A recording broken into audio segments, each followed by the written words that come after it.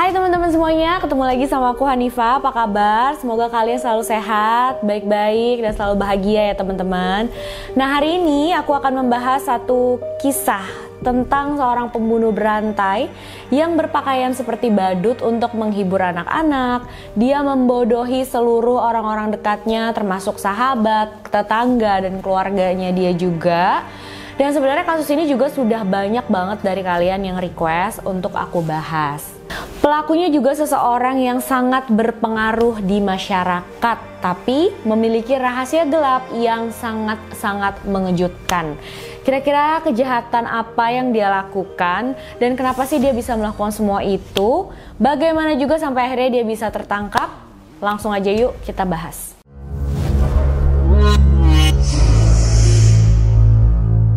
John Wayne Gacy Jr. lahir di Chicago pada tanggal 17 Maret 1942. Dia adalah anak kedua dari 3 bersaudara dari pasangan Marian dan John Wayne Gacy Sr. Ibunya Marian adalah seorang apoteker, sedangkan ayahnya adalah seorang pemabuk yang kasar sama anak dan istrinya. Jadi si Gacy ini dari kecil sudah sering banget ngelihat ayahnya itu melakukan kekerasan fisik pada ibunya. Dan dia pun juga sering banget dianiaya, dipukulin sama ayahnya. Gacy muda itu sangat dekat sama ibunya, tapi buat ayahnya Gacy itu adalah sebuah kekecewaan. Karena ayahnya itu pengen banget ya punya anak laki-laki yang jago olahraga, yang kuat secara fisik gitu. Sedangkan si Gacy ini tidak seperti itu, dia itu kelebihan berat badan, dia juga tidak atletis. Jadi ayahnya melihat dia tuh kayak aduh, malu-maluin banget sih gitu ya. Pokoknya nggak membanggakan sama sekali. Gacy malahan suka ikut memasak bareng kakaknya ataupun berkebun bareng ibunya. Jadi itu pun membuat ayahnya benar-benar kesel gitu loh. Ayo dong, kamu ngapain sih berkebun, masak, itu kan kerjaan cewek gitu. Kamu ikut ayah dong, ayo kita memancing gitu. Diajak ayahnya dia memancing, olahraga atau melakukan aktivitas outdoor.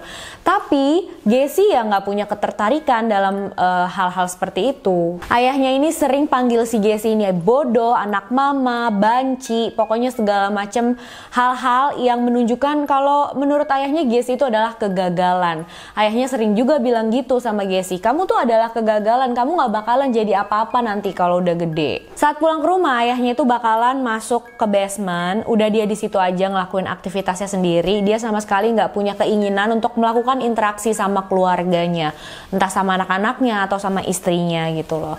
Dia tuh lebih fokus sama si Gacy. Dia tuh pengen banget Gacy ini, anak lelakinya, untuk bisa jadi pengusaha yang sukses dan juga menjadi orang yang penting dalam masyarakat. Dan walaupun ayahnya itu bersikap sangat kasar ke Gacy, tapi Gacy tetap berusaha banget untuk bisa membanggakan ayahnya. Dia berusaha banget untuk jadi apa yang ayahnya inginkan. Pada umur 11 tahun, ayahnya Gacy itu sempat memukul Gacy dengan kursi lipat dengan sangat kencang. Dan itu menimbulkan gumpalan darah di otaknya. Tapi dia baru mengetahui itu di umurnya yang 16 tahun. Karena waktu itu dia udah sering banget pingsan, dia sering pusing gitu loh. Tapi di pandangan ayahnya, Gacy itu cuma cari perhatian aja, cuma manja-manjaan. Dan ayahnya menuduh Gacy hanya pura-pura. Dan setelah tahu diagnosis dari dokter pun kalau memang si Gacy ini nggak pura-pura, ayahnya tetap bukannya simpati, tapi dia malah berpikir, aduh ini deh ada satu lagi deh kekurangan di anakku gitu loh. Dan itu membuat ayahnya berpikir satu lagi nih hal yang membuat si Gacy ini nggak bakalan sukses, nggak bakal jadi apa-apa nanti pas udah gedenya. Sedangkan di sekolah, prestasinya Gacy juga sangat mengecewakan buat ayahnya, karena Gacy itu sering banget nggak naik kelas. Beberapa kali dia nggak naik kelas. Kan Gacy itu memang punya masalah kan di bagian otaknya. Jadi ya dia tuh memang sulit untuk berkonsentrasi. Pada umur 20 tahun tanpa memiliki keahlian apapun, Gacy memutuskan untuk pergi meninggalkan Chicago dan hidup sendirian. Dia pergi ke Las Vegas, di mana di sana tuh dia mendapatkan pekerjaan sebagai pembersih di sebuah kamar mayat. Saat itu Gacy sudah hidup sendirian tanpa bayang-bayang keluarganya lagi, terutama ayahnya. Dan dia sempat merasa lega banget saat itu, walaupun pekerjaannya itu gajinya memang rendah dan pekerjaan yang dilakukan adalah pekerjaan kasar. Keseringan Gacy itu bekerja sendirian aja, cuma ditemani sama mayat-mayat yang ada di sana. Kehidupan baru John Gacy ini tidak bertahan lama. Setelah hanya 3 bulan di Las Vegas, dia menggunakan uang tabungan hasil pekerjaannya yang jumlahnya juga nggak banyak untuk pulang lagi ke Chicago dan tinggal lagi bersama keluarganya di sana. Di sana dia mendaftar kuliah jurusan bisnis dan saat itu dia sadar kalau dia tuh punya kemampuan dalam berbicara. Jadi itu memang dia pinter ngomong, pinter meyakinkan orang gitu ya. Dan dia juga sadar dia punya keahlian dalam berdagang. Di umurnya yang baru 21 tahun, Gacy dengan kemampuan berbicara dan kemampuan berdagang dia yang bagus, dia pun berhasil mendapatkan posisi sebagai manajer di salah satu toko sepatu. Dia memang sangat luar biasa dalam berinteraksi. Pokoknya kalau ngomong tuh bisa meyakinkan orang lain, mempesona banget lah gitu, membuat orang lain percaya sama dia. Dia pun bisa dibilang sukses dalam karirnya. Dan saat itu Gacy berpikir, wah ini kayaknya karirku tuh sama banget dengan apa yang ayahku inginkan.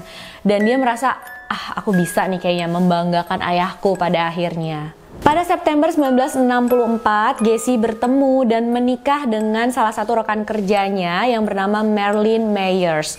Dan ayahnya Marilyn ini melihat masa depan yang sangat menjanjikan dalam dirinya Gacy. Dia pun mempercayakan Gacy untuk memegang menjadi manajer gitu ya di 3 cabang restoran makanan cepat saji miliknya di Iowa. Gacy dan Marilyn memulai hidup baru mereka di daerah Waterloo. Dan dari pernikahan ini mereka mendapatkan 2 orang anak.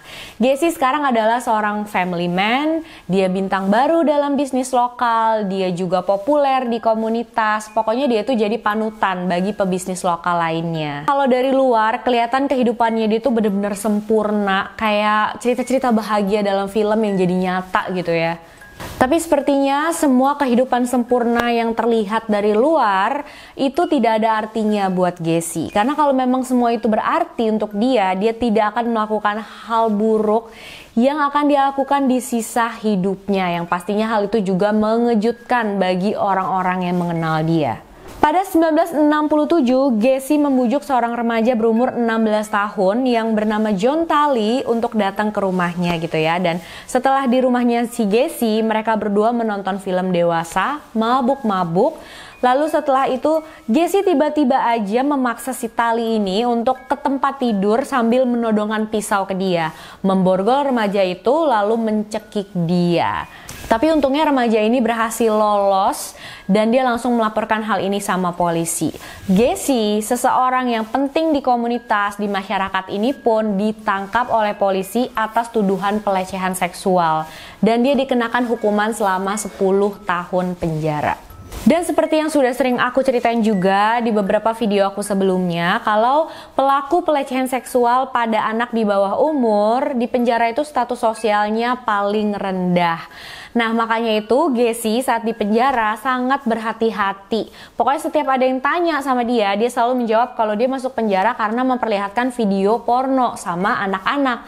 Bukannya karena dia telah melakukan pelecehan seksual sama remaja lelaki. Karena kebenaran tentang kejahatannya dia itu berhasil dia sembunyikan, makanya di dalam penjara itu pun Gacy sangat ambisius berusaha untuk menjadi orang yang penting di dalam situ, di dalam komunitas itu.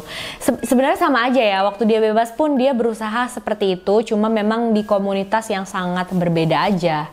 Di dalam penjara tersebut, Gacy mendapatkan pekerjaan sebagai juru masak. Dan menurut pengawas di sana, Gacy sangat-sangat senang dengan posisi yang dia dapatkan itu. Gacy sangat pandai dalam mengambil hati seseorang. Dia itu bisa ya bikin orang lain percaya kalau dia itu bertanggung jawab, dia itu bisa dipercaya, dia itu bijaksana. Pokoknya berkelakuan baik lah. Lalu pada Natal 1969, Gacy menerima kabar yang akan merubah dia secara mendalam. Dia mendapatkan kabar kalau ayahnya meninggal dunia karena penyakit sirosis yang dia derita. Dan sayangnya pihak berwenang itu nggak mengizinkan Gacy untuk menghadiri pemakaman ayahnya. Dan pastinya ini sangat-sangat menghancurkan dan membuat kecewa Gacy. Mungkin kalian bingung ya, kan ayahnya itu sangat kasar sama dia, suka menganiaya dia gitu kan, ngata-ngatain dia. Pokoknya hubungan Gacy dan ayahnya itu benar-benar nggak baik. Tapi kenapa sih kok pas ayahnya meninggal, Gacy sampai segitu hancurnya, sampai segitu sedihnya?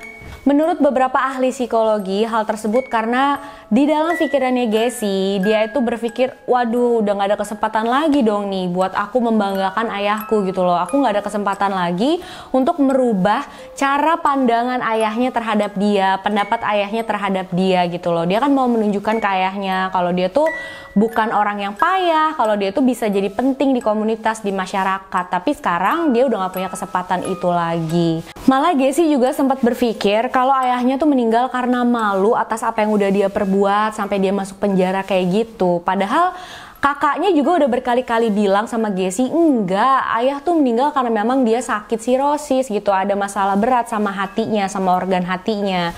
Tapi Gacy tetap berpikir kayak ayahnya tuh meninggal pasti karena malu deh dengan apa yang udah dia perbuat. Nah, pada tahun 1970, kurang dari 2 tahun setelah Gacy di penjara, kelakuan baiknya dia selama di penjara itu akhirnya terbayar. Kan hukuman dia seharusnya 10 tahun ya teman-teman, tapi setelah hanya 18 bulan di penjara, dia dibebaskan. Walaupun pada kenyataannya dia adalah pelaku pelecehan seksual pada anak di bawah umur yang harusnya status sosialnya itu paling rendah di sana, tapi dia berhasil menipu dan meyakinkan semua orang-orang di penjara sana termasuk para petugasnya kalau dia itu sudah tidak akan mungkin lagi melakukan kejahatan yang sama, dia itu sudah berubah jadi orang baik, dia itu sudah bisa dipercaya dan akhirnya dia dibebaskan. Saat dia keluar dari penjara di tahun 1970 itu, dia sudah bercerai ya sama istrinya dan dia kembali lagi ke Chicago, dia pun menetap di daerah Norwood. Meninggalkan kehidupan masa lalunya di Iowa, Gacy pun melanjutkan ambisinya untuk menjadi orang yang penting di komunitas, menjadi pilar dari suatu komunitas,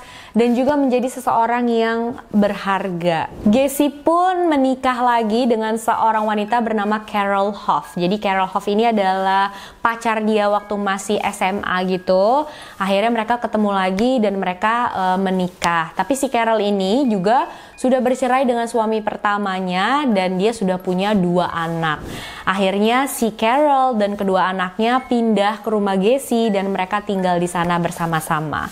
Kedua anaknya Carol ini sangat-sangat mengidolakan Gacy. Dia sudah menganggap Gacy sebagai ayahnya sendiri. Tentunya pernikahan ini hanyalah salah satu strateginya Gacy untuk bisa mencapai ambisinya. Dia sama sekali nggak punya hasrat seksual pada istrinya dalam pernikahan ini. Dia cuma ingin kelihatan normal di masyarakat, dia ingin kelihatan normal di komunitas, dan orang-orang pastinya melihat dia normal kalau dia punya istri dan punya anak. Untuk Carol dan kedua anaknya, Gacy adalah seorang kepala rumah tangga yang sangat bekerja keras, dan Gacy juga mempunyai bisnis yang lumayan sukses dalam bidang konstruksi yang berfokus dalam pengecetan, dekorasi, dan pemeliharaan. Selain menjalankan bisnisnya ini, dia juga sangat aktif dalam komunitas. Dia terkenal dermawan, dia itu bahkan sering memberikan jasa dari perusahaannya secara gratis buat orang-orang yang membutuhkan. Dia bahkan mulai berpakaian sebagai badut di acara anak-anak sekitar dan dia menampakkan dirinya sendiri sebagai Pogo si badut. Pastinya memang kan kalau kalian berpikir tentang John Wayne Gacy itu langsung inget ke killer clown gitu ya, badut pembunuh, dan juga foto-fotonya dia di internet juga banyak yang lagi pakai baju badut gitu ya. Nah, dari sinilah semua cerita itu muncul.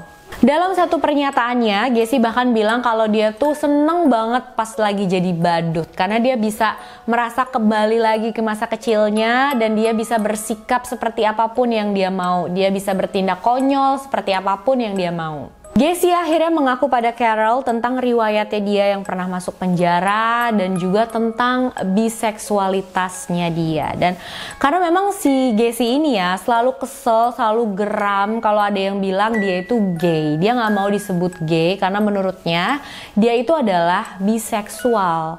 Tapi walaupun Carol sudah tahu kalau suaminya itu adalah biseksual, tapi dia nggak tahu ya kalau suaminya itu juga ternyata seorang pedofil.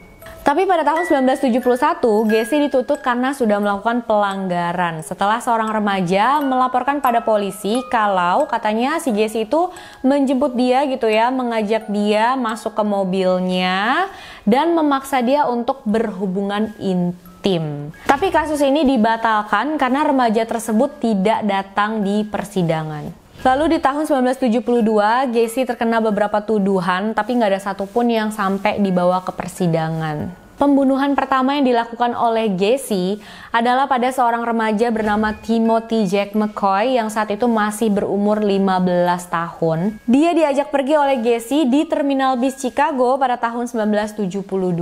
Gacy pada akhirnya menusuk dia hingga tewas dan nantinya Gacy itu akan mengaku kalau ini bukanlah dengan sengaja gitu ya, ini cuma kecelakaan dan dia sama sekali nggak bermaksud untuk membunuh Timothy karena dia hanya membela dirinya aja. Setelah dia membunuh Timothy, dia memutuskan untuk menyembunyikan jasadnya di bawah lantai rumahnya. Dan memang pembunuhan pertama yang dilakukan oleh Gacy itu benar-benar nggak direncanakan. Tapi ya kita nggak tahu ya apakah sebelum ini si Gacy itu sudah pernah memikirkan atau berniat untuk melakukan pembunuhan. Tapi yang jelas semua hal ini yang terjadi sama dia dan Timothy itu membuat dia berpikir kalau ya aku bisa aja nih kalau kayak gini mah berhubungan seks itu ya sama remaja lelaki, membunuh dia, menyembunyikan dia tanpa ada seorang pun yang tahu.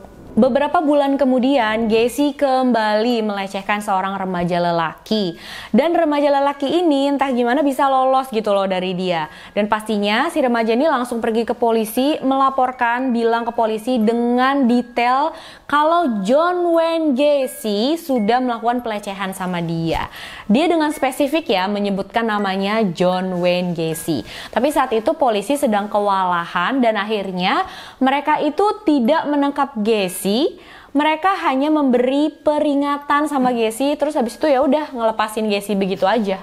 Pembunuhan dia selanjutnya terjadi sekitar tahun 1974 dan sampai sekarang korbannya itu belum berhasil diidentifikasi. Dia dicekik dan disembunyikan di bawah lantai rumahnya Gacy juga. Pada tahun 1975, Gacy sudah sepenuhnya berhenti berhubungan intim dengan istrinya. Dia secara terang-terangan ngomong ke istrinya kalau aku gak bakalan berhubungan intim lagi sama kamu gitu loh. Dan si Carol ini juga memang tahu sering gitu ya melihat suaminya ini membawa pulang pria-pria muda. Tapi Carol berpikir kalau suaminya ya cuma berhubungan intim aja, tidak berpikir kalau suaminya membunuh mereka karena memang kan tidak semua pria muda yang Gacy bawa pulang dibunuh sama dia. Gacy juga semakin sering berkeliling untuk mencari remaja lelaki yang akan dia bawa pulang ke rumah. Dan modus operandi yang dia pakai itu semuanya hampir sama. Kebanyakan dia itu bakalan berkeliling, naik mobil, terus dia pura-pura jadi petugas polisi. Dan saat dia melihat targetnya, dia berhenti, dia ajak ngobrol gitu ya. Targetnya itu, korbannya itu, dia menunjukkan beberapa trik-trik sulap yang biasa dia pakai kalau lagi menjadi badut. Dengan semua cara itulah, Gacy berhasil membujuk para korbannya untuk masuk ke dalam mobilnya. Dan setelah sampai di dalam mobil, dia tuh memborgol para korbannya. Dan setelah diborgol sama dia, beberapa dari korbannya itu ya yang berhasil lolos, ada 1 atau 2 orang gitu. Dia bercerita kalau pas borgolnya itu dipasangkan ke mereka, kelakuan dan sikapnya Gacy itu tiba-tiba langsung berubah total. Dari yang tadinya tuh seorang badut yang ceria, langsung berubah jadi pria yang penuh dengan amarah. Dia kemudian akan memperkosa dan menyiksa korban-korbannya sebelum akhirnya dia membunuh mereka dengan cara yang dia sebut the rope trick atau trik tali gitu ya. Jadi ini adalah trik di mana Gacy akan menaruh tali di leher korbannya dan dia akan semakin mengencangkan lagi, semakin kencang sampai korbannya itu tewas tercekik. Dia tidak melakukan ini pada semua korbannya, tapi memang kebanyakan gitu ya, hampir semua itu dilakukan seperti ini modus operandinya. Dan biasanya si Gacy itu bakalan menyimpan dulu nih jasad korbannya di dalam lemari kamarnya 1 harian gitu, 24 jam. Setelah itu baru dia kubur di lantai bawah rumahnya. Pada 1975, seorang remaja berumur 17 tahun yang bernama John Butkovich menghilang. Dia adalah salah satu karyawan di perusahaan konstruksinya Gacy. Gacy membujuk John untuk datang ke rumahnya karena dia bilang, ayo datang deh ke rumahku gitu, nanti upah lembur kamu aku bayar di sana.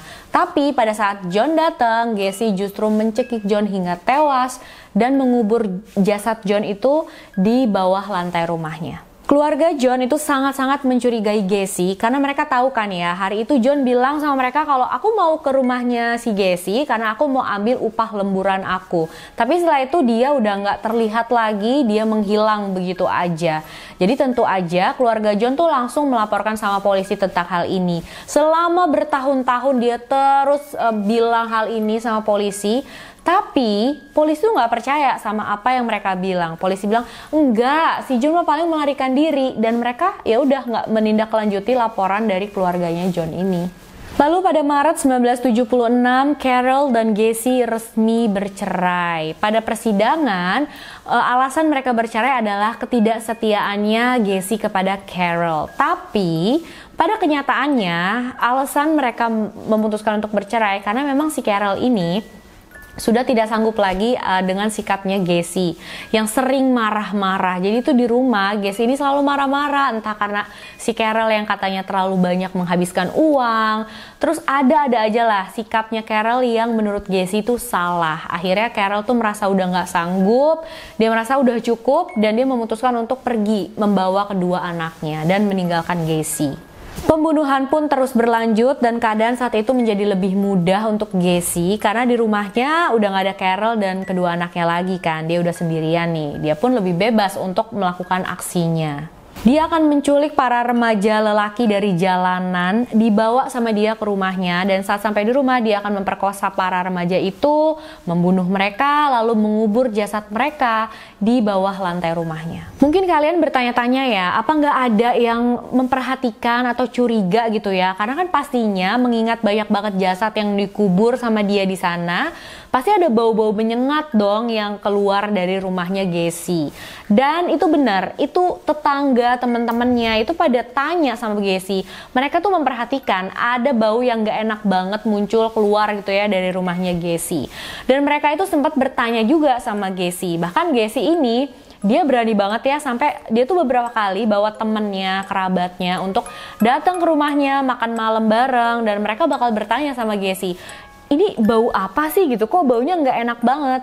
Dan Gacy dengan gampang, dengan mudah dia jawab aja kalau oh ini ada masalah sama saluran air aku, jadi ya baunya kayak gini gitu. Dan seperti yang tadi udah aku bilang, Gacy itu sangat-sangat pintar dalam berbicara.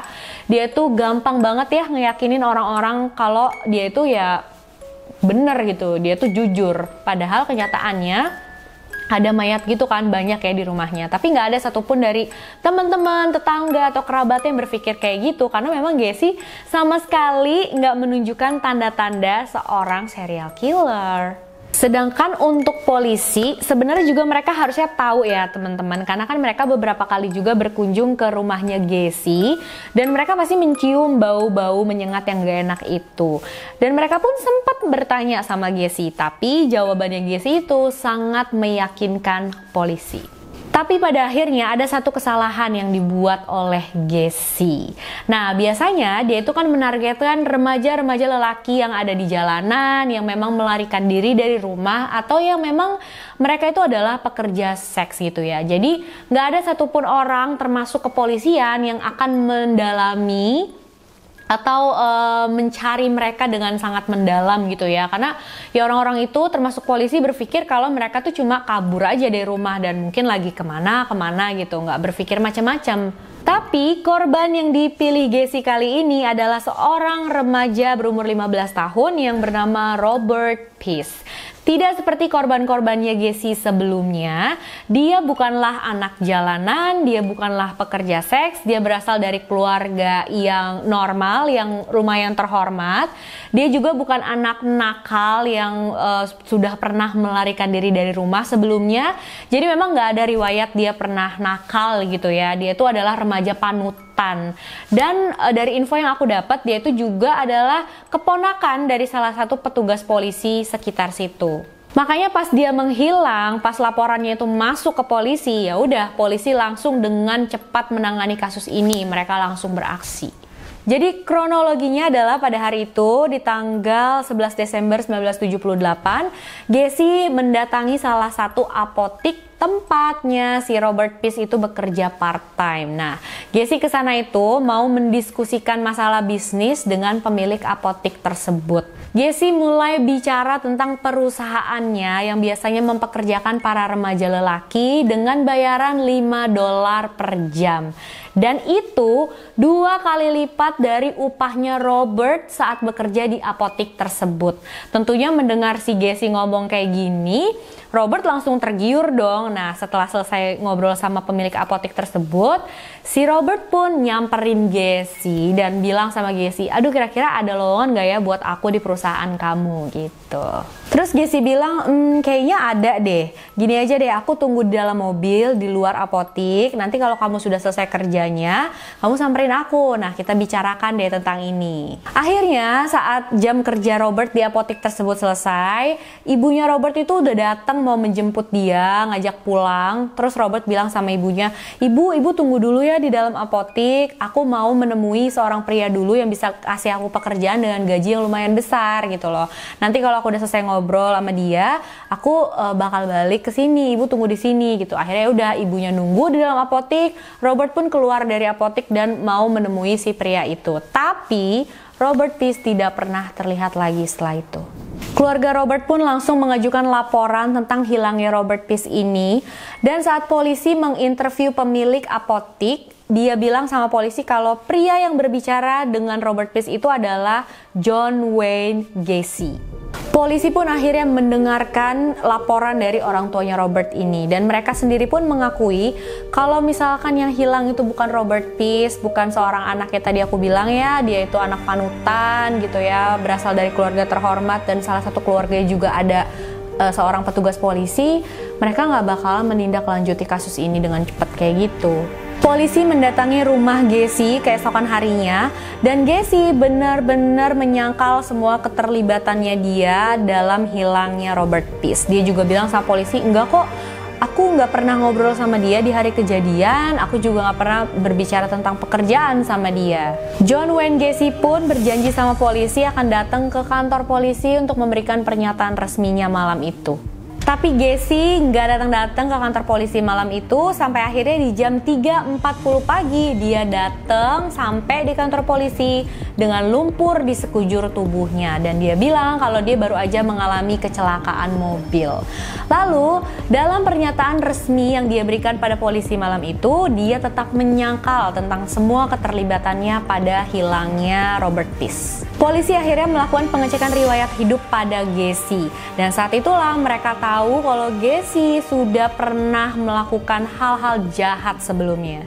Pada 13 Desember 1978, hakim akhirnya mengeluarkan surat izin penggeledahan untuk rumahnya Gacy, di mana mereka menemukan banyak sekali benda-benda aneh. Mereka menemukan banyak benda-benda kecil kayak kenang-kenangan gitu ya, yang jelas-jelas bukan milik Gacy.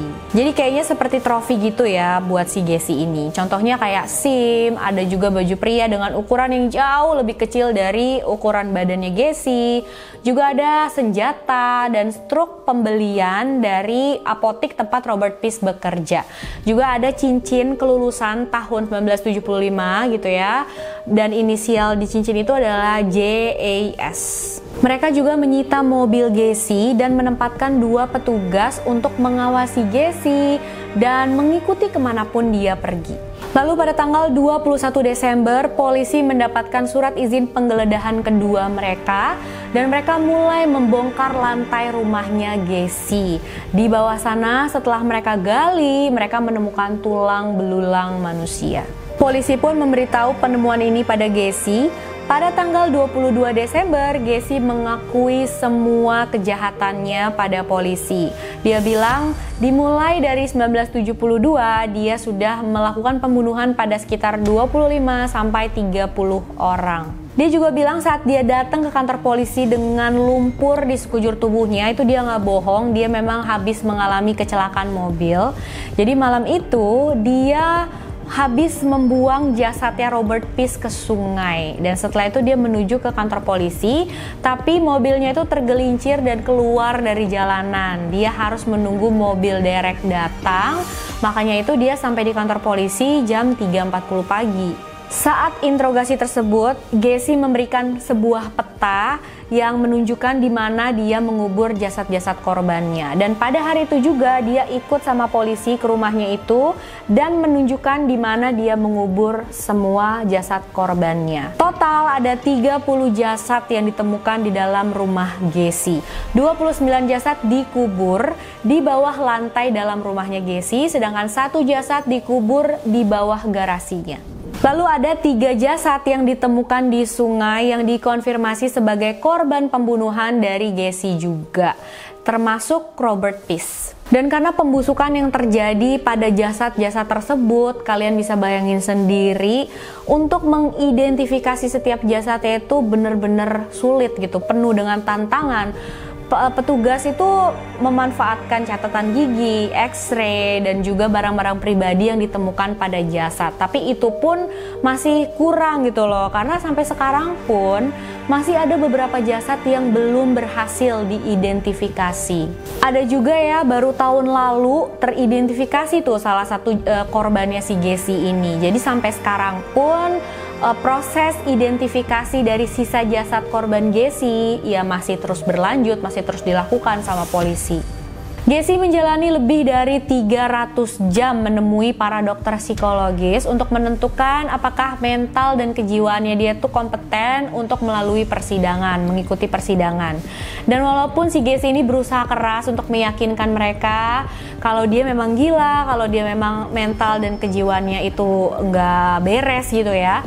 Karena dengan begitu kan kalau memang bener nih mental dan kejiwaannya dia dibilang nggak kompeten, ya dia cuma dimasukkan ke rumah sakit kejiwaan aja, nggak ke penjara, dan pastinya hukumannya itu jauh lebih ringan. Tapi para ahli psikologi ini menentukan gitu ya, menetapkan kalau kondisi mental dan kejiwaannya Gacy itu sangatlah kompeten untuk bisa menjalani persidangan. Persidangan untuk John Wayne Gacy dimulai pada tanggal 6 Februari 1980. Dia dituntut atas 33 pembunuhan. Pada 12 Maret 1980, pengadilan memutuskan kalau John Wayne Gacy bersalah atas semua tuduhan. Dia diberi 12 hukuman mati untuk 12 korbannya, dan untuk sisa korbannya yang 21 orang itu dia diberi hukuman seumur hidup. Nah, saat dia di penjara menunggu hukuman matinya dilaksanakan, dia itu mulai melukis. Dan hasil lukisannya itu lumayan terkenal, teman-teman. Bahkan dijual, dan itu ada yang sampai harganya $20.000 atau sekitar 280 juta rupiah. Dan orang-orang tuh beneran beli loh. Beneran beli lukisannya Gacy ini karena mungkin ya memang itu menjadi daya tarik yang tidak wajar dari seorang serial killer. Bahkan sampai sekarang juga kalau kalian cari, kalian masih bisa menemukan dan masih bisa membeli hasil lukisannya si Gacy ini. Hukuman mati untuk Gacy dilaksanakan pada 10 Mei 1994, dan sebelum menjalani hukuman mati itu dia dibolehkan untuk menghabiskan waktu bersama keluarganya gitu ya, tapi ya masih tetap di area penjara itu. Dan dia juga boleh merequest makanan terakhir apapun yang dia mau. Makanan terakhir yang dia pilih adalah 1 bucket ayam KFC, kentang goreng, selusin udang, diet coke, dan fresh strawberry. Beberapa jam sebelum hukuman mati Gacy dilaksanakan, ratusan bahkan ribuan orang berkumpul di depan penjara menanti dengan bahagia saat-saat Gacy dieksekusi. Walaupun di antara mereka juga ada grup yang anti sama hukuman mati. Dan untuk informasi tambahan aja ya teman-teman, kalau kayak pembunuh berantai lain seperti Richard Ramirez, Ted Bundy, mereka itu kan sempat juga banyak juga wanita-wanita yang mengidolakan mereka gitu ya. Dan memang para serial killer yang banyak idola perempuannya kayak gitu, setelah mereka masuk penjara, banyak juga nih wanita-wanita yang kirim surat ke mereka, terus bilang mau dinikahin dong sama mereka gitu ya. Mereka bilang tuh, aduh aku love you banget, itu cinta banget sama kamu lah, segala macam. Pokoknya semua surat-surat yang mengungkapkan rasa kagum dan cintanya mereka sama para pembunuh berantai ini. Tapi tidak begitu dengan John Wayne Gacy, karena memang kan dia tuh berat badan yang berlebih gitu ya, terus ya memang menurut kebanyakan wanita kurang menarik, jadi ya dia tidak banyak pemuja atau pemuja rahasia kayak gitu. Eksekusi dengan suntikan mati pada John Wayne Gacy dilaksanakan pada tanggal 10 Mei. Dia dinyatakan tewas pada jam 12.58 pagi di umurnya yang 52 tahun. Setelah Gacy meninggal, bagian otaknya itu dikeluarkan dari kepalanya dan diberikan kepada Dr. Helen untuk diteliti. Dr. Helen Morrison juga sudah sempat sekitar 600 jam menginterview Gacy saat dia masih hidup. Dr. Helen ini juga sudah menginterview lebih dari 100 orang pembunuh berantai dalam hidupnya. Jadi mungkin ya memang dia adalah ahlinya gitu ya tentang serial killer. Tapi bahkan dia pun bilang kalau pembunuhan itu hanyalah aksi bagi pembunuh berantai ini dan gak ada motifnya gitu loh. Setelah diteliti pun keadaan otak mereka ya sama aja kayak keadaan otaknya manusia-manusia pada umumnya, gak ada perbedaan. Dan bagian terburuk dari seorang pembunuh berantai adalah ya dia tuh bisa siapa aja. Banyak dari mereka bukanlah orang-orang yang berpenampilan aneh, yang menurut kita serem, tapi orang-orang yang justru menurut kita tuh baik-baik aja, yang kita percaya, yang terhormat di masyarakat, tetangga kita yang menurut kita baik, atau ya siapa aja bisa jadi seorang serial killer, dan itu adalah bagian terburuk ya menurutku ya. Oke teman-teman, itu tadi menutup kisah kita untuk video kali ini. Jangan lupa komen ya apa pendapat kalian tentang kasus ini. Makasih udah nonton videonya sampai akhir. Jangan lupa like, subscribe, dan share video ini sebanyak-banyaknya.